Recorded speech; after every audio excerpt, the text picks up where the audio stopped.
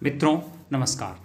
GK with BK की श्रृंखला में आज हम बात कर रहे हैं भारत के राष्ट्रपति का चुनाव। कैसे चुनते हैं भारत का राष्ट्रपति, विभिन्न बिंदुओं पर हम इसमें बात करेंगे। हमारे देश में राष्ट्रपति के चुनाव का तरीका अनूठा है और इसे हम अच्छा लोकतांत्रिक व्यवस्था के अनुसार कह सकते हैं, क्योंकि ये एक संवैधानिक तरीका है। इस संवैधानिक तरीके से भारत में राष्ट्रपति का चुनाव संपन्न कराया जाता है। मौजूदा जो राष्ट्रपति है हमारे, उनका कार्यकाल 24 जुलाई को समाप्त होने जा रहा है। तो भारत निर्वाचन आयोग द्वारा राष्ट्रपति के चुनाव की तारीखों की घोषणा की जा चुकी है और 18 जुलाई को उनके लिए मतदान होगा। कौन मतदान में भाग लेगा, उनके वोट की कीमत क्या है, विस्तृत बात इसी आज के वीडियो में हम करेंगे। मैं हूं बलवंत भंडारी और आप हैं मेरे चैनल गुरु एंड देव पर। अगर वीडियो पसंद आए तो लाइक करें, शेयर करें और साथियों को ज़रूर बताएं। हाँ, चैनल पर पहली बार आए हैं तो चैनल को सब्सक्राइब करना ना भूलें। आइए बिंदुवार हम समझते हैं कि ये प्रक्रिया किस प्रकार से होती है। भारत के राष्ट्रपति का चुनाव एक इलेक्टोरल कॉलेज करता है। इस इलेक्टोरल कॉलेज में सदस्यों का प्रतिनिधित्व अनुपातिक रूप से होता है। अलग अलग जो वोट होता है उसकी कीमत भी अलग अलग होती है। अप्रत्यक्ष निर्वाचन प्रणाली होती है। अप्रत्यक्ष इस निर्वाचन प्रणाली में जो प्रतिनिधि या निर्वाचक मंडल होता है, इलेक्टोरल कॉलेज होता है, वो अपने राष्ट्रपति का चुनाव करते हैं। यानी यहाँ पर जनता सीधे अपने राष्ट्रपति का चुनाव नहीं करती है। बात करते हैं कि वोट डालने का अधिकार किसे होता है। तो भारत के राष्ट्रपति की जो चुनाव होता है उसमें जो वोटर होते हैं वो होते हैं विधानसभा के चुने हुए सदस्य, लोकसभा में सांसद और राज्यसभा सदस्य। इसमें राष्ट्रपति द्वारा जो संसद में नामित सदस्य होते हैं उन्हें वोट डालने का अधिकार नहीं होता है। कुछ राज्यों में विधान परिषद भी होती है, वहाँ के वोटरों को भी मतदान करने की अनुमति नहीं होती है।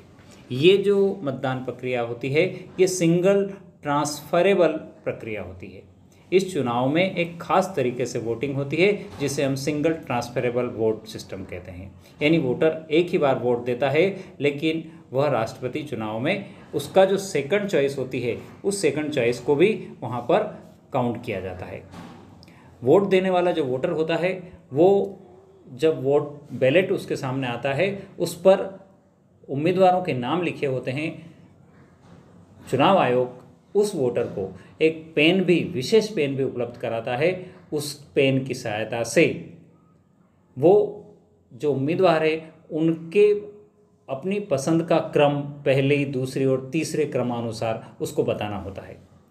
यदि पहली पसंद वाले उम्मीदवार के वोट से विजेता का फैसला नहीं हो तो उम्मीदवार के खातों में वोटर की दूसरी पसंद को नए सिंगल वोट की तरफ ट्रांसफ़र किया जाता है। यानी जहां न्यूनतम वोट किसी ने अगर प्राप्त किए हैं तो उनको वहां से हटाकर फिर से उनकी चॉइस सेकंड चॉइस को उसके क्रम में जोड़ दिया जाता है। यहाँ पर यह भी स्पष्ट करना आवश्यक है कि सबसे अधिक मत मिलने पर भी हार जीत का फैसला नहीं होता है, क्योंकि राष्ट्रपति में हार जीत वोटों की संख्या से नहीं होती बल्कि वोट की वैल्यू से होती है। अब ये वोट की जो वैल्यू होती है ये क्या होती है?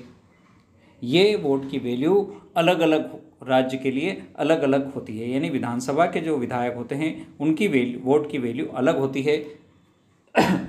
जैसे हम बात करें कि किसी प्रदेश की जनसंख्या जो भी है उस जनसंख्या में वहाँ के जो विधायकों की संख्या है उसका भाग लगा दिया जाता है। पुनः उसमें 1000 का भाग लगा दिया जाता है तो उस राज्य के एक विधायक के वोट की वैल्यू आ जाती है। यदि हम बात करें उत्तर प्रदेश की, तो उत्तर प्रदेश के एक विधायक के वोट की वैल्यू है 208 और इसी प्रकार अरुणाचल प्रदेश के विधायक की वोट की वैल्यू है सिर्फ 8। यदि ये सांसद के वोट की वैल्यू अगर निकाली जाती है तो उसमें क्या किया जाता है कि पूरे सभी राज्यों के वोटों का वेटेज जोड़ा जाता है। जब वेटेज जोड़ लिया जाता है तो इस सामूहिक वोटेज को जितने भी लोकसभा तथा राज्यसभा के सदस्य हैं उनकी संख्या से भाग दिया जाता है। फिर निकलती है एक सांसद के वोट की वैल्यू। वर्तमान में सांसद के वोट की वैल्यू है 708। इस प्रकार ये 708 वैल्यू से सांसद अपना मतदान करते हैं और विधानसभा के विधायक के वोट की वैल्यू राज्यवार अलग अलग होती है, जिनके बारे में हम ऊपर संक्षिप्त में बात कर चुके हैं। जिस प्रकार अलग अलग राज्यों की हमने बात करी कि वहाँ के वोट की वैल्यू अलग अलग होती है, इसी प्रकार यदि हम सांसद के वोट की वैल्यू की बात करें तो चूंकि ये पूरे देश की स्थिति है तो यहाँ पर प्रत्येक सांसद के वोट की वैल्यू 708 होती है। वर्तमान में यदि इलेक्टोरल कॉलेज के सदस्यों के वोटों का वेटेज की हम बात करें तो ये जो वैल्यू है 10,98,882 के लगभग है। इसमें से जम्मू कश्मीर के वोट का मूल्य घटा दिया जाएगा क्योंकि अभी वहाँ पर विधानसभा निलंबित है और जीत के लिए जो आवश्यक वोटों की कीमत है वो लगभग बनेगी 5,49,442 के आसपास ये रहेगी और इसी आधार पर हार जीत का फैसला होगा। यहाँ पर एक और तथ्य ये निकाला जाता है कि जनसंख्या का आधार क्या माना जाए। तो जनसंख्या का आधार जो माना गया है वो है 1971 के आधार पर यह जनसंख्या का आधार लिया गया है जो 2026 तक चलता रहेगा। 2026 के बाद जो भी परिसीमन होगा उसके आधार पर जनसंख्या और वोट की वैल्यू वहाँ पर जाकर पुनः चेंज हो जाएगी।